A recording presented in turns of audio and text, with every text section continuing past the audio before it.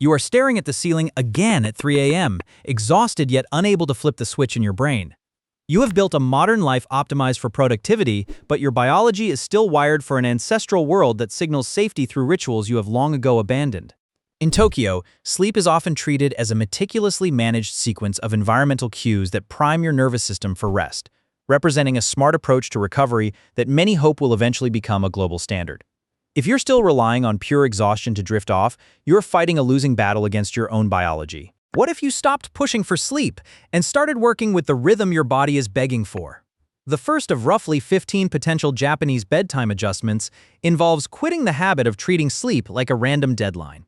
Instead, you can hack your internal thermostat by using the 90-minute thermal runway. According to the Sleep Foundation, if you submerge yourself in warm water 90 minutes before your planned bedtime, you facilitate sleep onset by allowing the body to cool down. Your core body temperature rises in the water, but the moment you step out, your body begins to shed that heat at an accelerated rate. This thermal drop acts as a biological signal to your brain that it is time to shut down. You're not just getting clean, you are cooling your system into a state of rest. Second, simply getting into the water is not enough to bank on that cooling effect. If you crank the heat too high, you end up sabotaging your biology. Bathing in water that exceeds physiological limits forces your heart to work harder to manage the intensity, which can override your body's natural invitation to drift off. To hit the optimal range of 38 to 40 degrees Celsius, or 100 to 104 degrees Fahrenheit, you need a level of precision that many ignore. Within this window, you soothe the muscles without inducing a stress response. Once you calibrate that temperature correctly, you open a doorway to the next phase of your evening routine. Third, stepping out of a perfectly calibrated bath is only the beginning of your sensory reset. If you reach for a cup of green tea as you unwind, you are flooding your system with caffeine exactly when you need to be winding down. The Japanese approach often pivots to mugicha, or roasted barley tea, for evening hydration. This common caffeine-free alternative provides a smoky, roasted depth that feels indulgent without the stimulants that keep your brain firing. It is a subtle shift, but it removes the biochemical obstacles standing in your way. When you stop fighting your own biology with stimulants, you unlock the capacity for deeper natural rest. Fourth, the afternoon slump is not just a comfort problem. It is a structural threat to everything you're trying to build later in the evening. When you muscle through that mid-afternoon collapse without any recovery, your sleep pressure debt keeps climbing. By the time you reach your thermal wind down or your light management ritual, your nervous system is already so overtaxed that those carefully staged cues lose their grip. The body is too dysregulated to respond clearly. You are essentially trying to land a plane on a runway already covered in debris. The evening practices described throughout this list are precision instruments that require a relatively stable baseline to work. Ignore the afternoon and you have sabotaged the night long before the first candle is lit or the bath is drawn. Fifth, even if you nap perfectly, your bedroom environment might still be sabotaging your recovery. Many people keep their homes cozy and warm through the night. Yet this can be a mistake if you want to stay asleep. According to the Sleep Foundation, the recommended ambient temperature for a bedroom to support sleep is 60 to 65 degrees Fahrenheit. This range is not just about personal comfort, it is what your body needs to drop its core temperature and stay in the deep restorative stages of slumber. When your room is too hot, your brain works harder to cool itself, which keeps you in a state of shallow, fragmented rest.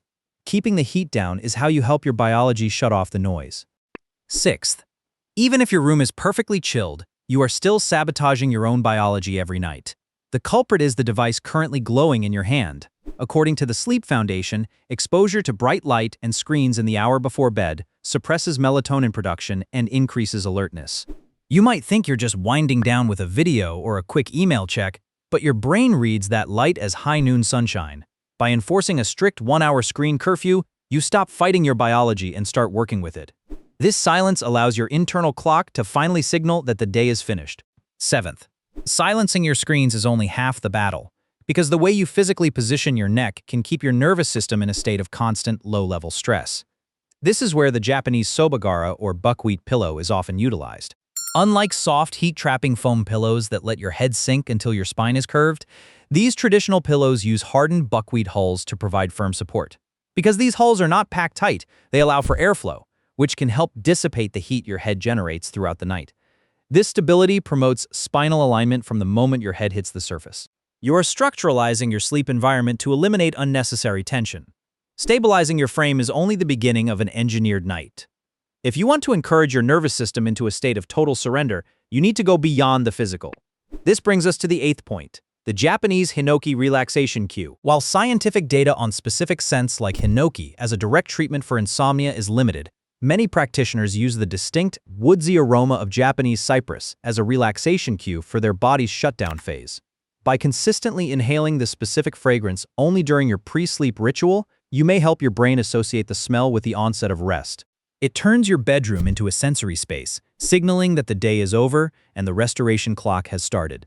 9th, not everyone has unrestricted access to a full bathtub. Shared apartments, mobility constraints, or simply a household with competing schedules can make a long evening soak impractical. This is where the traditional Japanese foot soak becomes a logistical solution. A basin, a small amount of warm water, and 10 to 15 minutes is all the infrastructure required. It demands almost no private space, no lengthy preparation, and no significant window of uninterrupted time.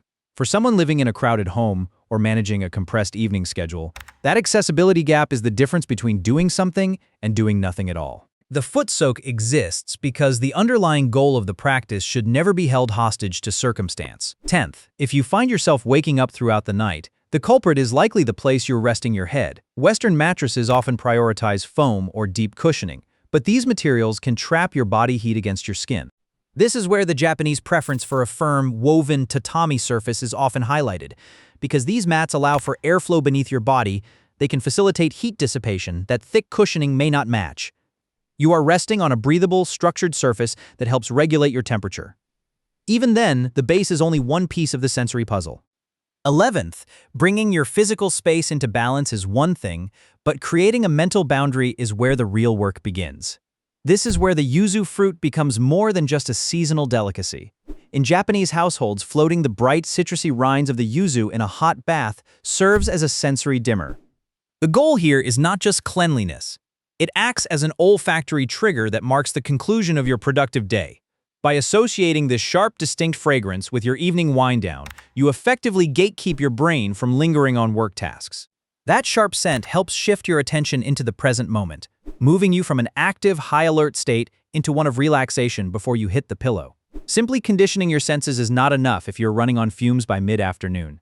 This brings us to item 12, the practice of inamuri. While inamuri is a social practice rather than a medically validated sleep intervention, many in Japan use it as a way to recharge. It is a restructuring of the workday.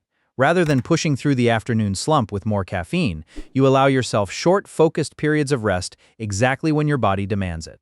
This keeps your alertness level consistent throughout the day, preventing the total system crash that otherwise ruins your evening. It turns recovery into a tool for long-term performance. Even with a perfectly calibrated recovery schedule, your progress hits a wall if your environment fails to cooperate. That brings us to number 13, the heavy-duty blackout system found in many Japanese urban homes. Most Western bedrooms treat window treatments as an aesthetic choice, but in Japan, these architectural shutters are often designed for light deprivation.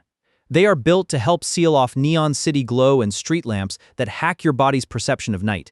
By blocking external light, these shutters help ensure your brain remains at its baseline state of darkness. If you are struggling to maintain your rhythm, it is often because light contamination is forcing your system awake before your biological clock is ready. 14th. If those blackout solutions are the walls, then the timing of your light exposure is the foundation. You have been cycling through these different rituals, but realize that each one is a deliberate attempt to mimic the natural oscillation of the sun. The ancient Japanese approach is not a random collection of habits, it is a dance of biological synchronization.